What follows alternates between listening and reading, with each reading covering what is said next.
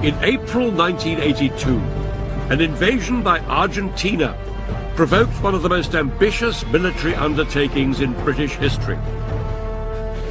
Britain sent a naval task force and 15,000 men to fight for a small group of islands on the edge of the Antarctic. Britain was at war with Argentina, but the odds were spectacularly uneven. I look at the challenges that faced the British, struggling to fight 8,000 miles from home, while the Argentinians were fighting on their own doorstep. They had to fight up here in freezing conditions on exposed hilltops and across wide, open ground. I'll experience how the British troops used darkness to their advantage against a well-defended enemy.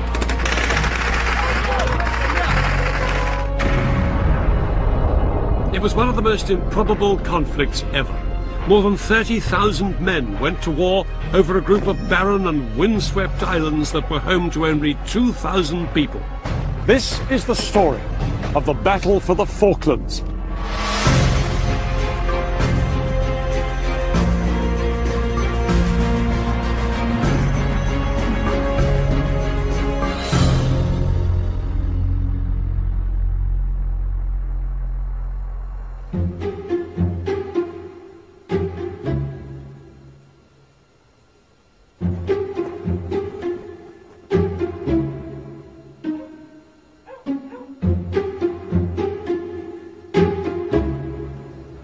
This may look like a sleepy little seaside town somewhere in the British Isles. In fact, the United Kingdom is 8,000 miles away. These are the Falkland Islands, a remote British territory in the South Atlantic. The nearest mainland is Argentina, just 400 miles to the west. Life for the 2,500 people who live here is isolated, hardy, and undisturbed. But in April 1982, all that changed, when these islands became the setting for the last invasion of British territory.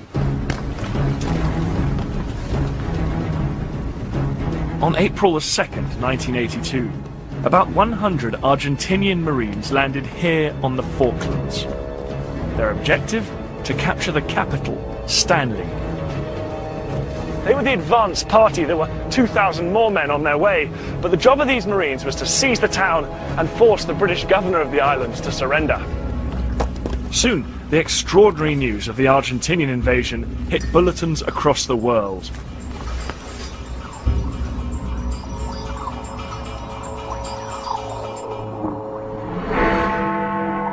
The Falkland Islands, the British colony in the South Atlantic, has fallen, but that's what Argentina is saying. It claims its Marines went ashore as a spearhead this morning to capture key targets, including the capital, Port Stanley.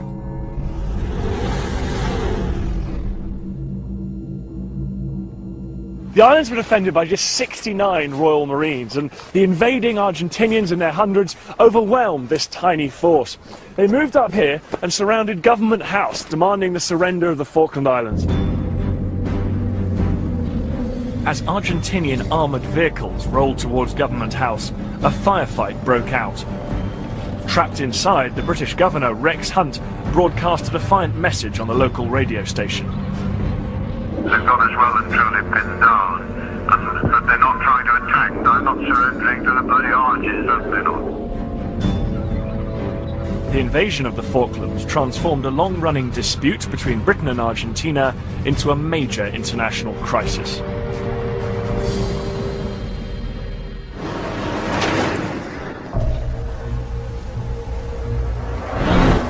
For 2 centuries, both countries have claimed the Falklands.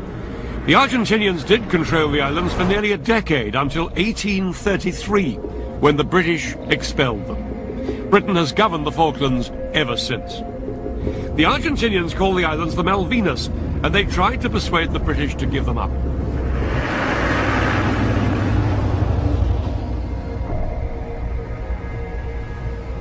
Britain had long considered handing over this small relic of empire to Argentina, but the Falkland Islanders liked their British identity and didn't want to give it up. It became clear to the British government that overriding the wishes of the islanders was out of the question. The people here wanted the islands to stay British sovereign territory. This made agreement between Britain and Argentina almost impossible. Talks got nowhere, and the future of the Falkland Islands remained in an uneasy deadlock. But in 1981, a new military government seized power in Argentina. At its head was the army commander, General Leopoldo Galtieri. His regime was a rule of terror, and the country's economy was collapsing. He badly needed to find a cause that would win his government popularity.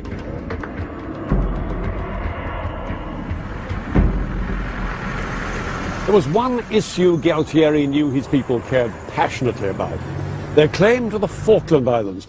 Galtieri would unite the Argentinian nation by seizing the Falkland Islands from Britain by force. It looked like the perfect answer to his problems. And on April the 2nd, 1982, Galtieri's repossession of the Falklands was going exactly to plan.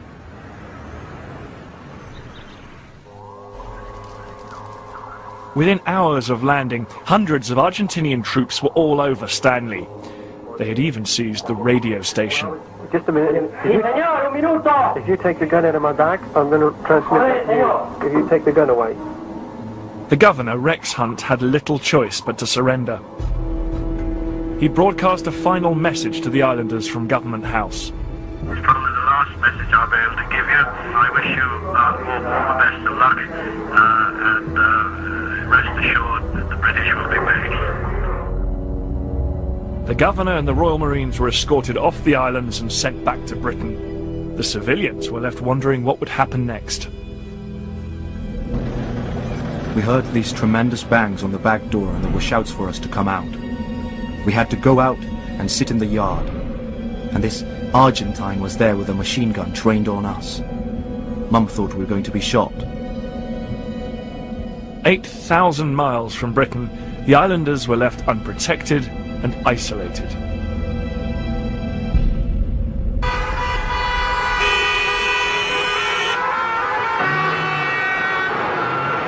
When the news of the British surrender hit Buenos Aires that afternoon, 200,000 Argentinians poured into the main square, wildly applauding the liberation of the Islas Malvinas.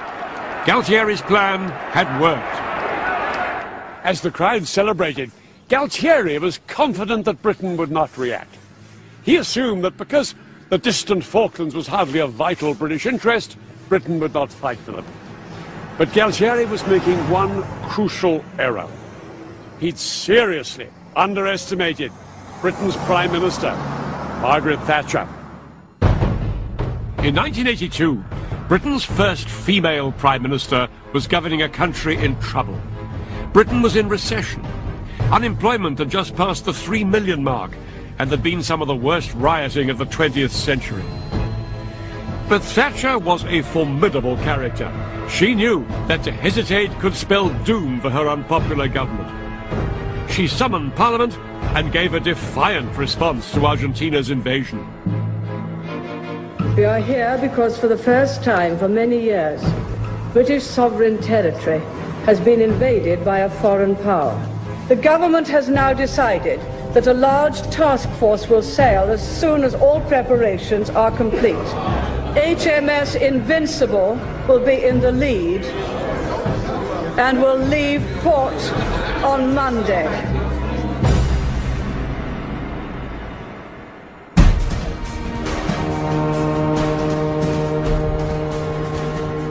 And so, in the spring of 1982, a British task force set sail. Ahead lay an 8,000-mile journey across the Atlantic Ocean to the Falkland Islands. In all, 93 ships would sail to the Falklands, a hastily gathered fleet of warships, supply ships, and even cruise liners like the QE2. At the heart of the fleet were two aircraft carriers, HMS Invincible and HMS Hermes. Hermes was the flagship and home to the task force commander, Rear Admiral Sandy Woodward. Woodward's fleet would take 3 weeks to reach the Falklands. During that time, Britain would try for a diplomatic solution. But if that failed, the task force would have to go to war when it got there.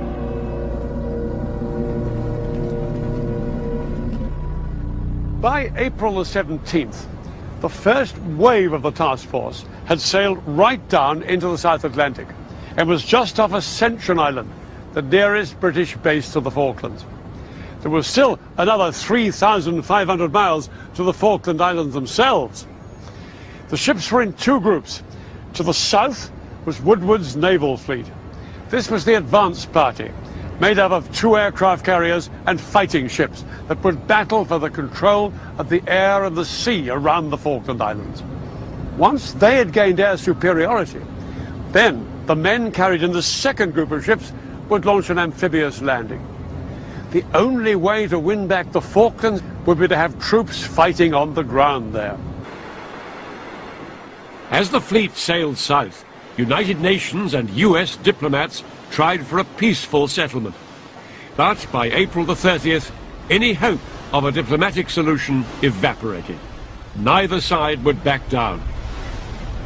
Neither Britain nor Argentina had officially declared war, but now war seemed inevitable. The Argentinian garrison of these islands watched the British military response to their invasion with growing concern. The race was now on to get organised and resupplied before the British arrived. The Argentinian army did have some professional soldiers, but the majority of its men were young conscripts. To strengthen its forces, the army recalled reservists, more experienced men who could stiffen the ranks of those who'd just begun their military service. My commanding officer came on the radio at 4 o'clock in the morning and told me to wake up all the men. We had to be in the Malvinas in 36 hours. You could see that the soldiers felt very proud. By the end of April, there were 13,000 Argentinian troops on the islands, and with them, their new commander. The man in charge was Brigadier General Mario Menendez. Menendez was a tough soldier who'd made his name fighting rebels in remote parts of Argentina. He was quickly sworn in as the new governor of the Falklands. His first task was to prepare his defenses. Strategically, Menendez's position was strong. As you can see, the Falkland Islands are about 400 miles from Argentina. That put the islands just within range of Argentina's air force based on the mainland. The main two islands are West and East Falkland, each around 50 miles from end to end. Menendez positioned 2,000 of his men on West Falkland, 1,000 men here at Goose Green, and about 10,000 in the hills to the west of Stanley.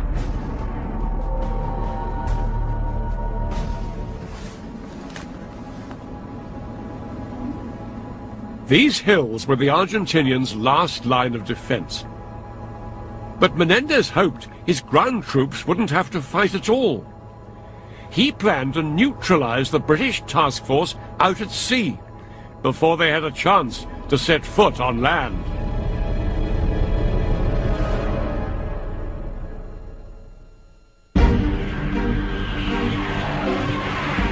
The Argentinian Air Force was well trained and could launch high-performance fighter bombers from bases on the mainland.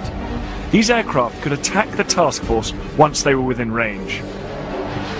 Against this force, the British could only take as many fighters as they could fit onto their 2 aircraft carriers. That was just 34 planes.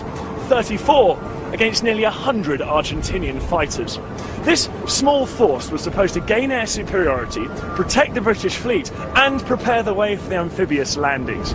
All this from the confined flight decks of the 2 carriers as they ploughed through the heaving South Atlantic seas. It was an enormous challenge. On the 1st of May 1982, the Battle for the Falklands began. The first clash between Britain and Argentina was in the air. But despite being the underdog, the British immediately showed they were a force to be reckoned with. There was one thing that the Argentinians hadn't expected. Britain's latest acquisition, the Sea Harrier.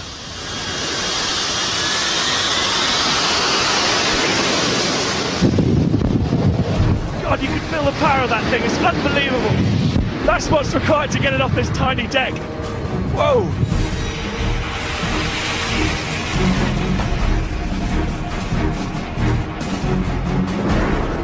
This aircraft was brand new, untested in combat when it was sent to the Falklands.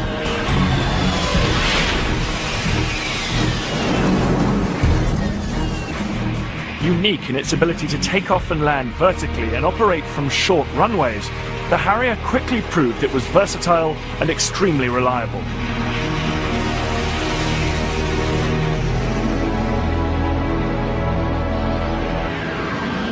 And the Harrier had another killer advantage.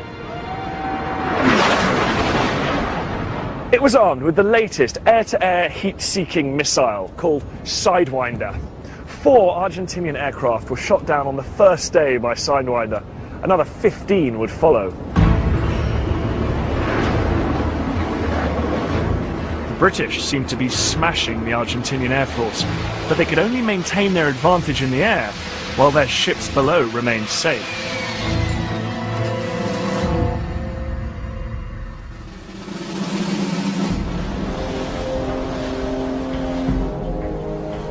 The most important ships in any naval task force are the aircraft carriers. If the carriers are lost, so too are their vital aircraft. The 2 aircraft carriers in the Falklands had to be protected at all costs. And although the action continued in the skies, the focus of the battle shifted to the rough seas of the South Atlantic. On the 1st of May, Woodward's main task force was 100 miles northeast of the Falklands. The British government had declared a 200-mile exclusion zone around the islands and said it would attack anyone entering it. Up here to the northwest, a cluster of Argentinian warships was approaching. Among them, the Argentinian flagship, the aircraft carrier the 25 de Mayo. She carried aircraft that would soon be within close range of the British fleet. But even more menacing, the British reckoned, was another group of ships to the south of the Falklands. A cruiser, the General Belgrano, and 2 destroyers, which the British believed were armed with lethal Exocet missiles. These missiles could sink the British aircraft carriers if they got within range. The Royal Navy could not afford to risk an Exocet attack on its vital carriers. The loss of even one carrier and her combat aircraft could mean defeat.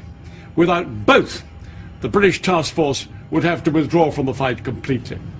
The Argentinians appeared to be threatening a pincer movement against the British fleet. The carrier, the 25 de Mayo, from the north, and the Belgrano group from the south. The Belgrano group was being tracked by a submerged British submarine, the Conqueror. Conqueror's captain feared that if the Belgrano turned north, it would move into these shallow waters. The Conqueror would struggle to track the ship in the shallow water and risk losing sight of it.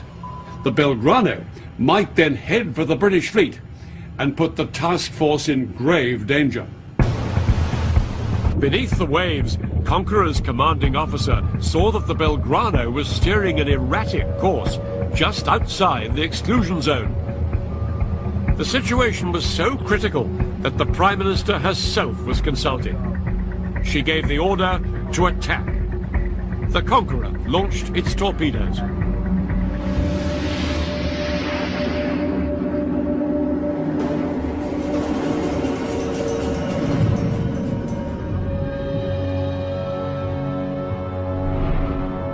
There were masses of injured men.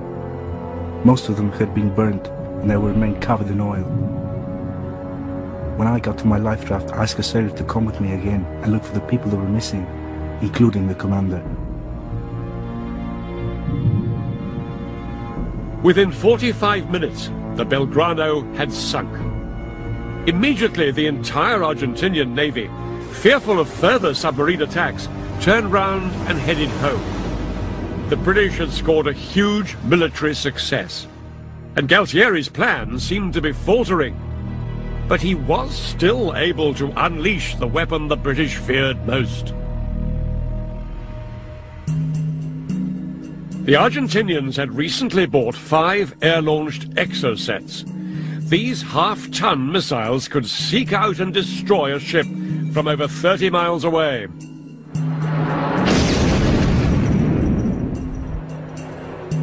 On the morning of the 4th of May, 2 Argentinian strike aircraft, each armed with an exocet, took off from the mainland. On that particular day in 1982, Woodward posted 3 ships like this as his front line of defense. They were destroyers: HMS Coventry, HMS Glasgow, and HMS Sheffield. They were armed with anti-aircraft missiles. These ships could shoot down aircraft, but they were unreliable against low-altitude targets like exocets. That morning, things had been relatively quiet for the British task force. This is Alpha Whiskey, weapons free, Baker 5017, a strength 2. Then, just before 2 o'clock, the Argentinian aircraft were picked up by the radar room on board HMS Glasgow. Glasgow immediately sent an urgent warning to all the other ships and went to full action stations herself. Break! Break! Break! We're going atop the ship. Reminded the command aim remains coordinates at 5 full steadfast. But 20 miles away, on board HMS Sheffield, the scene couldn't have been more different.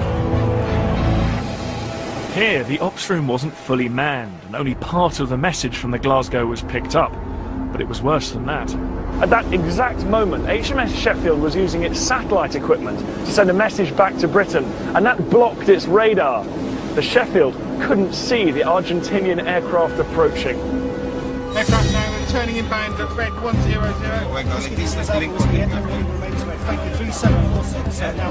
Back on the Glasgow, 2 fast-moving dots, possible exocet missiles, suddenly appeared on the radar screen and were closing in at 700 miles an hour.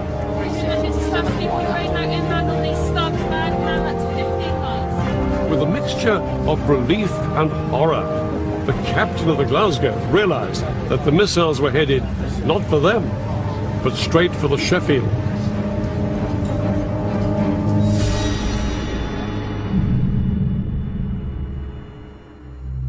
HMS Sheffield was the first British ship to be destroyed by enemy action since the Second World War. Of the 281 men aboard, 20 were killed and 26 were wounded.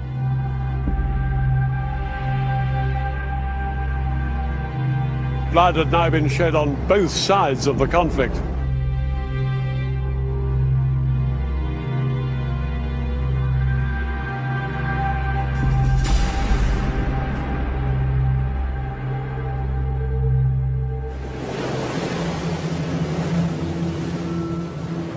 By mid-May, the South Atlantic winter was closing in.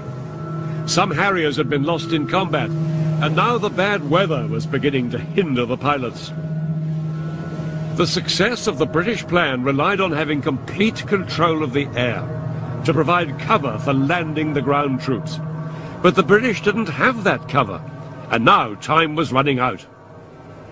It was politically unthinkable to abandon the operation now. They would have to take the huge risk of putting in the ground troops without total air cover.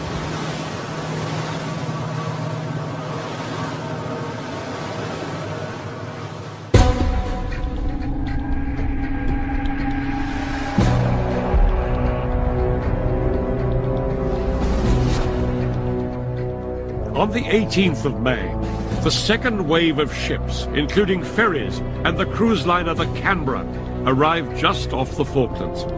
On board was the amphibious landing force. The 3,000 men were a mixture of Royal Marine commandos and Army paratroopers. And they were led by Brigadier Julian Thompson. Thompson was an experienced commander. He knew that his troops were vulnerable without air superiority. but the pressure of time meant the landings had to go ahead. The British had looked at all the landing site options on both West and East Falkland. Since Stanley over here was their ultimate target, it made sense to land here on East Falkland. They plumped for this natural harbour here at San Carlos Bay. It would be out of range of enemy artillery and was only very lightly defended. A great advantage for any amphibious landing. And here I am with San Carlos Bay behind me. And that's the entrance over there. That's where the British landing force came in. These hills also offered Thompson's men and ships some protection against low-level air attack. But there was one problem with this landing site.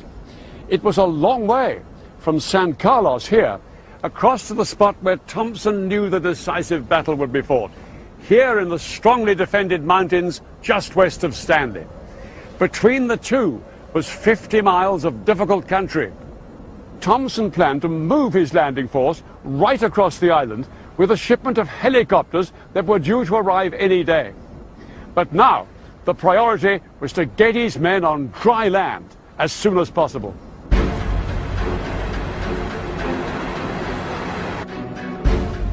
In the early hours of the 21st of May, 3,000 British troops headed for the landing beaches. Each man carried his rifle, ammunition, and enough rations for 2 days. This was the moment they'd been waiting for weeks.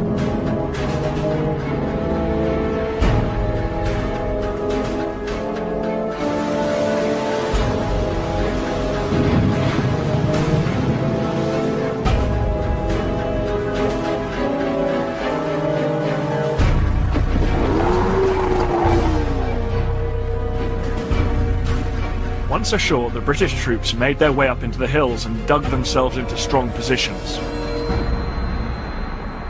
One unit, the 2nd Battalion of the Parachute Regiment, known as 2 Para, were based up here on the Sussex Mountains overlooking the bay. It was just a question of time before the Argentinians arrived. The men braced themselves for an air attack.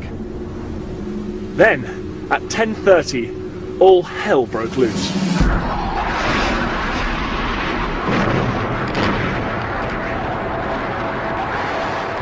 The Argentinian High Command sent in wave after wave of their fighter bombers from the mainland. For 5 hours, these aircraft bombed and strafed the fleet sitting in the bay.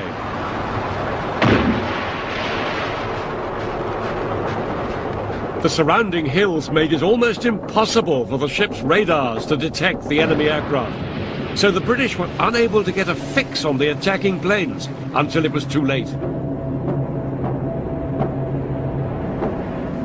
From these positions up here, the Paras had a grandstand view of the action in the bay. All their supplies for the land campaign were still being unloaded from those ships coming under attack. The Paras had to watch helplessly as their lifeline was under fire. By the end of the day, 5 British warships were hit, and one ship, HMS Ardent, was sinking. And the attacks continued on the next day.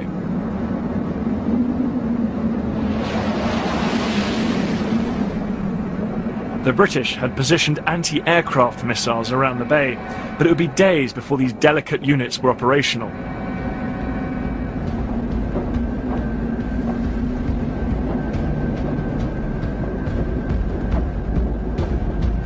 On the water, the men had resorted to strapping machine guns onto the ship's rails in a desperate attempt to hit the low-flying Argentinian jets. More conventional anti-aircraft guns, some operated by sailors as young as 17, did score a few successes. But all these efforts did little to blunt the relentless onslaught of the Argentinian Air Force.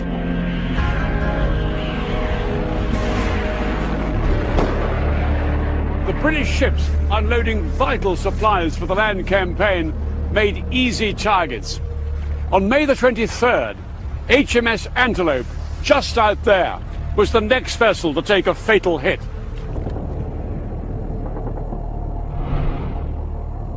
We watched with lumps in our throats as Antelope raged with fire and finally sank. She was our escort and everybody felt a great loss. As she was more than just a ship to us.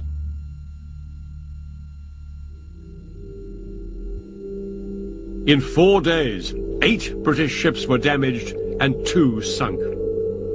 During these attacks, 25 men died and many more were injured. While the British were reeling from the attacks in San Carlos water, the Argentinians were celebrating their triumphs.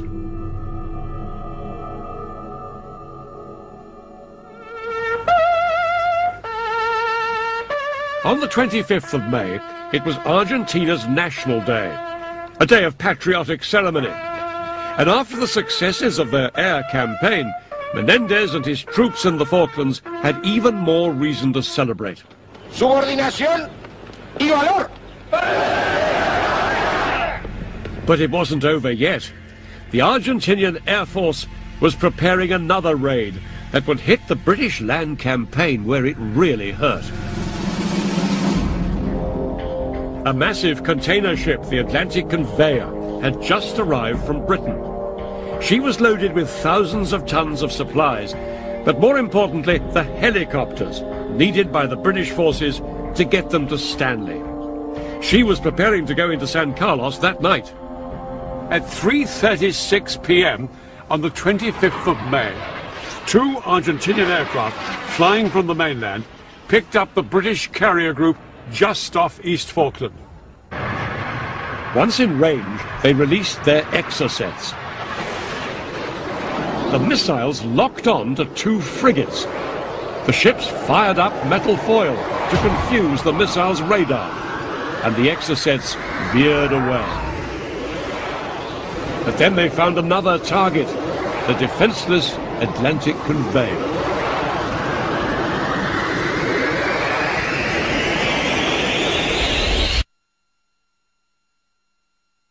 Fire ripped through the ship, and all 9 helicopters still on board were destroyed.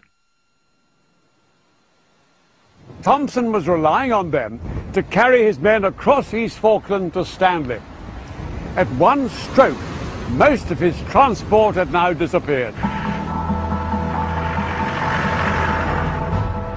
Margaret Thatcher wanted Stanley back in British hands quickly, but the main British force was still 50 miles away.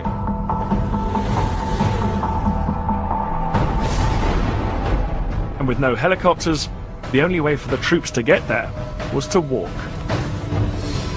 The Marines called it yomping, and this was to be one of the classic yomps of all time.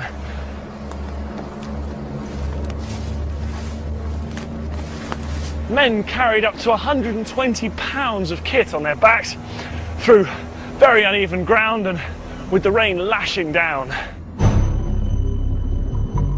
The men had 4 days of hard marching ahead of them.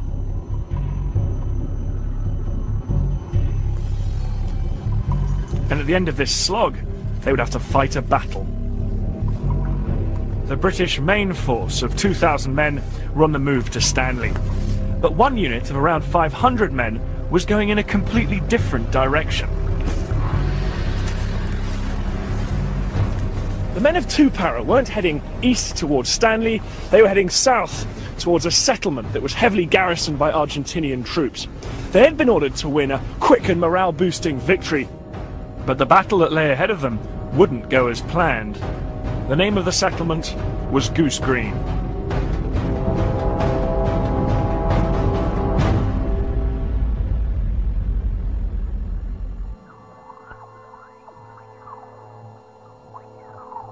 The Argentinians had a base at Goose Green because of its strategic importance. It's on a narrow strip of land just 5 miles long by a mile wide. So the Argentinians had stationed an infantry regiment here, centered around a small, grassy airstrip. This is Goose Green settlement, and San Carlos is beyond those mountains, way over the distance there. Here's Goose Green on the map case. Aware of the British landing at San Carlos, the Argentinians reinforced their garrison here at Goose Green, fearing an attack from the north. Ready for a British assault, all they could do now was wait. The man in command of 2 Para was Colonel H. Jones. Known as H to his men, he was brave but impulsive, and he believed in leading from the front. Jones knew Goose Green would be a formidable target, and he drew up a detailed battle plan. The ground at Goose Green was wide open and featureless, offering little protection. Jones's objectives were the airstrip and the settlement of Goose Green held by the Argentinians. 2 Para was split into several companies. They would fight their way south in the dark and then close in on the airfield. Then they would take the settlement in daylight. But the Argentinians held a strong position on the high ground of Darwin Hill. They were protected by minefields in front and supporting artillery back behind the airfield. At 10:30 that night, the British began the attack. One company, about 100 men, moved rapidly up here on the left, clearing out any enemy positions that they came across.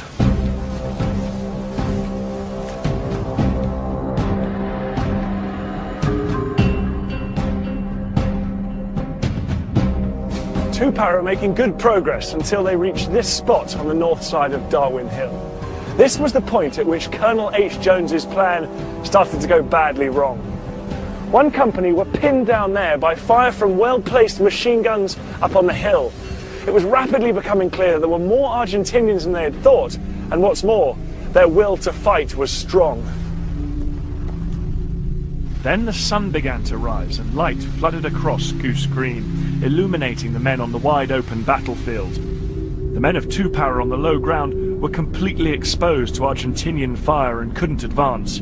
Somebody had to do something. It was time for Colonel H. Jones to do what he thought he did best, lead from the front.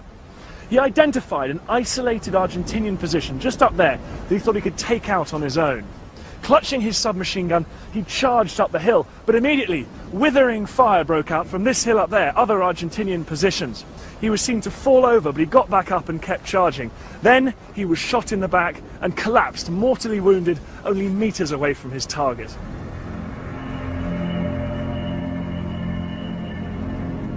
This memorial marks where Jones fell. As their commanding officer lay dying, it now fell to the second in command, Major Chris Keeble, to lead the men. 2 Para were pinned down out in the open, and they were still a mile short of their objective, the airstrip at Goose Green.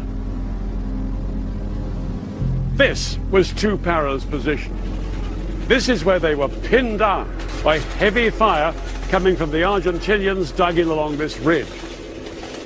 Keeble decided that rather than risk more losses, he'd bring heavy fire down on the Argentinian defences on the ridge.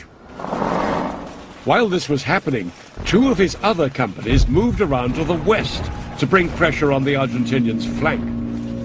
Slowly, 2 Para pushed forward as Argentinian fighter bombers hit them from the air.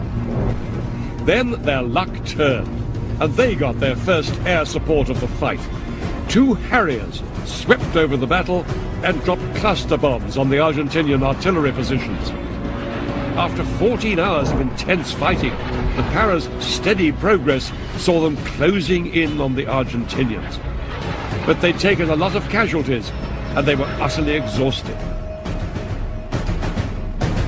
That night, Keeble decided on a cunning ploy to try and bluff the Argentinians into an early surrender. He sent a letter to the Argentinian commander. In a highly confident tone, he demanded an Argentinian surrender and warned them that he would bombard them heavily and hold them responsible for any civilian casualties if they went on fighting. Amazingly, the gamble worked. The Argentinians agreed to surrender.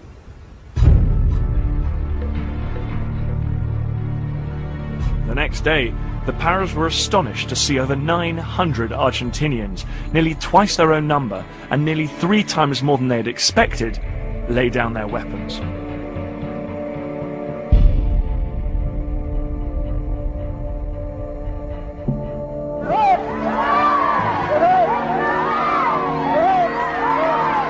After 6 weeks under Argentinian occupation, Goose Green was back in British hands, and the soldiers of 2 Para were heroes. But the battle for this tiny place had come at a huge cost. Lieutenant Colonel Jones, Captain Wood, Captain James, Lieutenant Barry, Corporal Hardman, Corporal Sullivan. More than 70 soldiers were dead, 16 British and over 50 Argentinians. Lance Corporal Smith, Lance Corporal Bingley. What had begun as a quick raid to seize back the airstrip and liberate the community had turned into a bloody battle in the struggle for the Falkland Islands. The British had won the first round of their land campaign against all the odds. But ahead of them still was the battle to regain Stanley.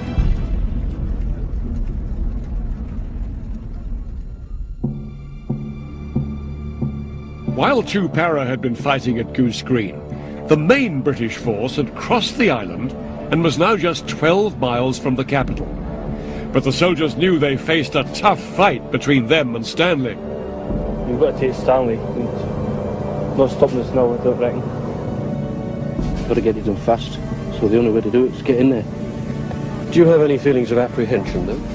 Oh yes, definitely. Well, shadow of a doubt. Everything seemed to be going to plan. But then the British campaign suffered a massive blow. What followed was the largest single British loss of life in the war.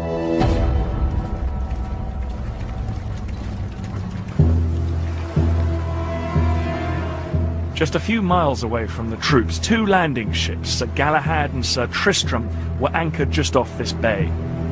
They were packed with nearly 500 troops, reinforcements for the assault on Stanley.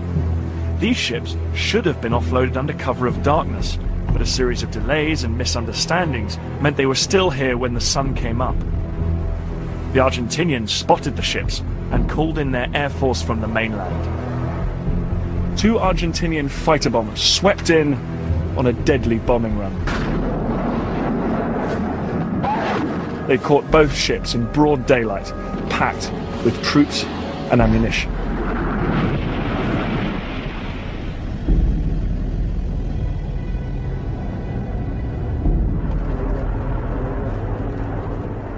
"49 men were killed and a further 115 injured in the disaster.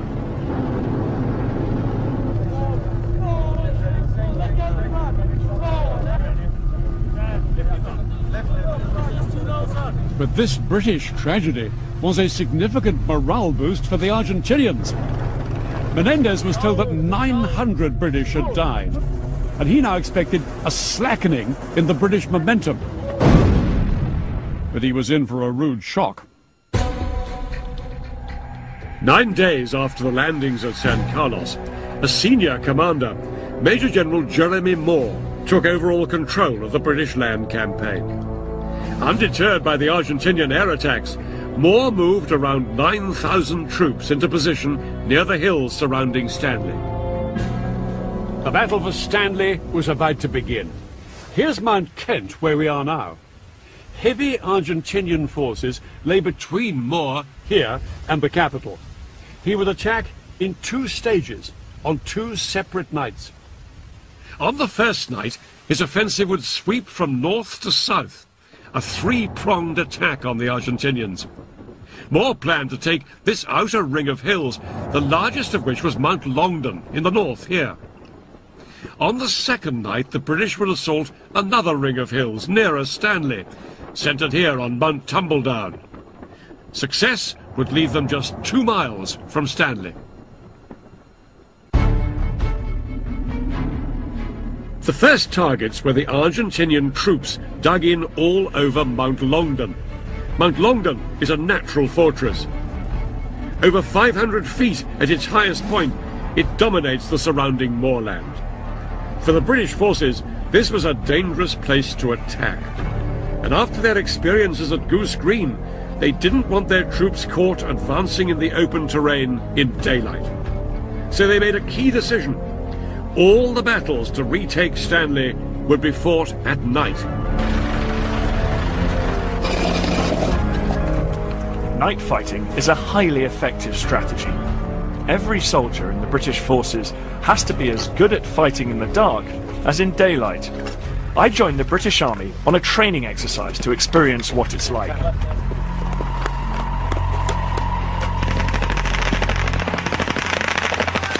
The attack began with flares and machine gun fire once we'd crept as close as we could in the pitch dark. It's incredibly noisy and it's actually quite bewildering. Just moving around in these conditions is very difficult. You're weighed down by your equipment. There's people tripping over, falling in the frozen stream and turning ankles. The enemy is not the only challenge in this dark and difficult terrain. Despite how hard it is to operate in the dark, it's imperative that the attacking troops don't get pinned down. At the moment, the most important thing is to plan our attack. We've got to keep up the momentum, keep up the speed, and I guess keep the enemy off balance.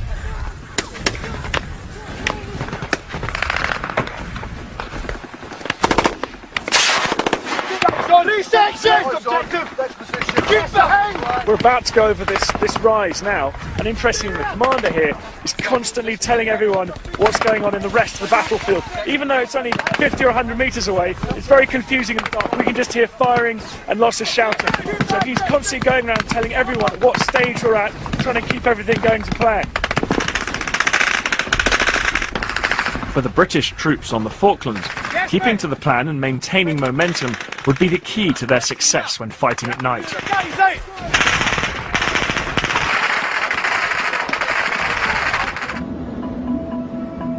At 8 PM on the 11th of June, the British forces began their attack on Mount Longdon.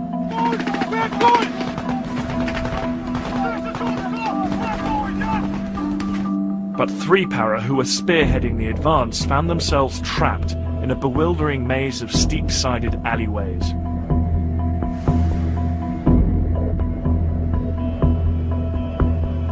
These narrow gullies here channeled the men into the killing grounds of the Argentinian machine gunners and snipers up above. Then grenades were rolled down in amongst them. One officer compared it to like being stuck in a bowling alley. The grenades, they were just bouncing down the side of the rock face. We thought there were rocks falling, until the first one exploded.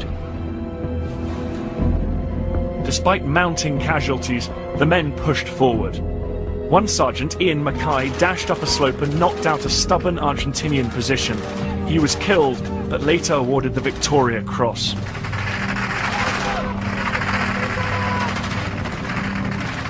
For 7 hours, the British forces battled their way up Mount Longdon. Their assault was just too forceful for the Argentinians to hold off. So desperate were the Argentinians to smash the British attack that Menendez risked his own men's lives by ordering his own artillery to bring down fire on their own positions here on Mount Longdon. But it didn't do any good. By 6:30 AM, the British had captured the mountain.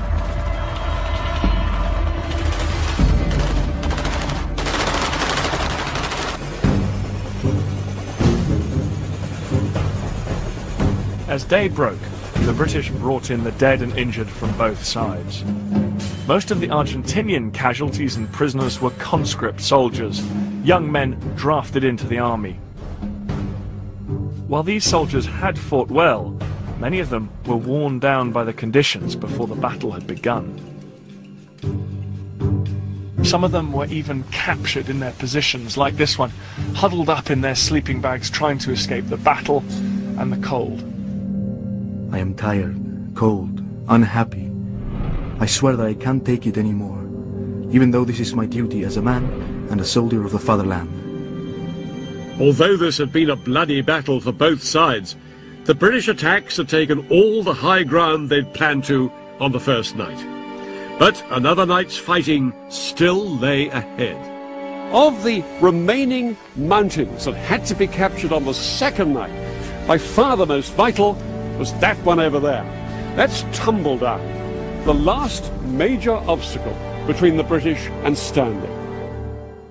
The men charged with recapturing Tumbledown were the 2nd Battalion of the Scots Guards. Just 8 weeks earlier, they'd been on ceremonial duties like guarding Buckingham Palace. This would be the first experience of war for many of them, and they now had to confront perhaps the toughest target of the campaign.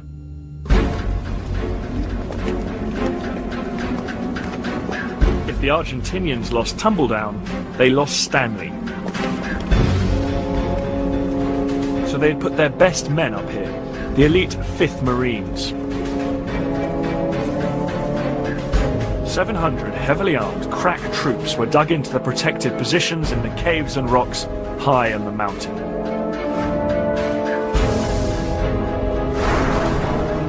These Argentinian Marines had been trained to fight at night, and they outnumbered the attacking British forces by almost 2 to 1. The Argentinians were confident they could hold the British off. As soon as darkness fell, the fighting began. Aye, there was murder. We were coming under mortar fire, machine gun fire, sniper fire. You name it, it was coming towards us. Well, it's a saying, expect the unexpected. And that was unexpected. You cannot really describe it. Nobody could describe it if they've not been there. 3 hours into the battle, things were going badly for the British. The Scots Guards' attack had come to a complete halt. They were taunting us, the odd word in English, calling us to come on, and I think they mentioned surrender.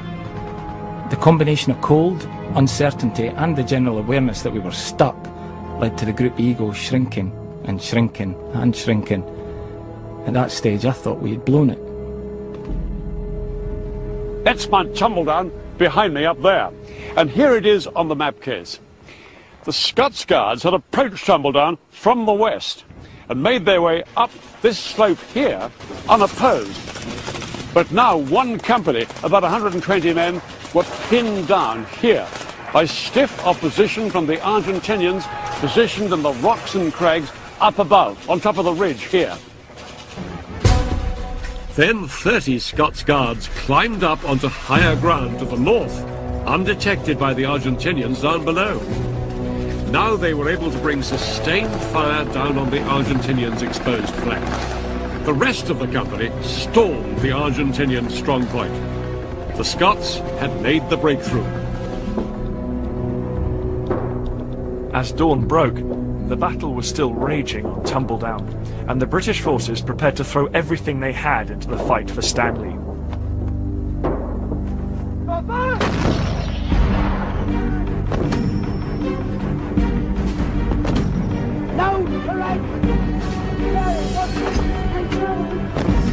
They hammered the remaining enemy positions in a final all-out bombardment.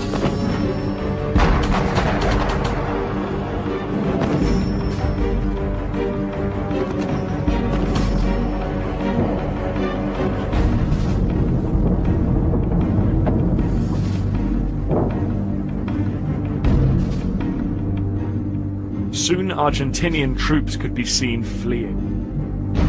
The British troops had effectively destroyed their enemy's will to fight, and the Argentinians retreated, flooding back into Stanley in their hundreds.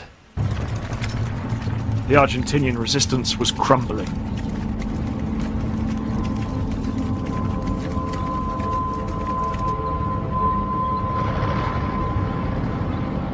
As the demoralized defenders poured into Stanley, the men were heard arguing with their superiors.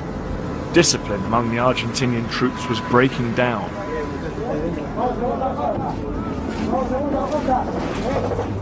It wasn't long before they were surrounded. And on the 14th of June, the British demanded the Argentinian surrender. Realizing that he had little choice, Menendez accepted. After 2.5 months, the battle for the Falklands was over. Gentlemen, I've just heard that the white flag is flying over Stanley. The Argentinians had occupied Stanley for 74 days. But now, as two para marched into the capital, it was back in British hands.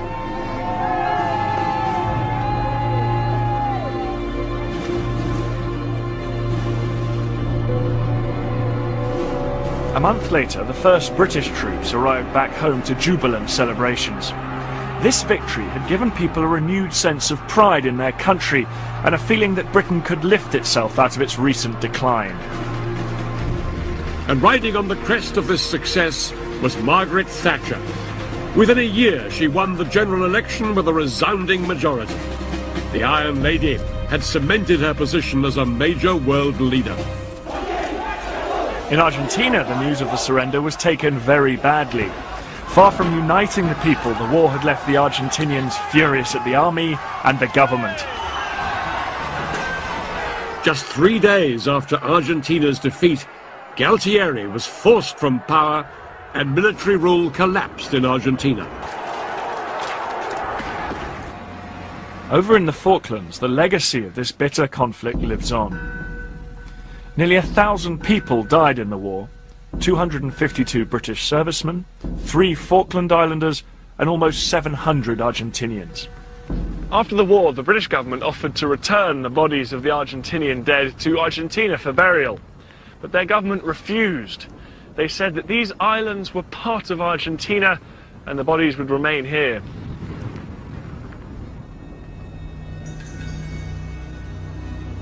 For the Falkland Islanders, these graves are a daily reminder that Argentina refuses to drop its claim to their homeland. After the war ended, Britain greatly increased its permanent military presence on the islands. Now there's 1 serviceman for every 2 civilians living here. Today the islanders are still determined the Falklands remain British. As long as Britain continues to respect their wishes, there'll be no early end to this bitter territorial dispute.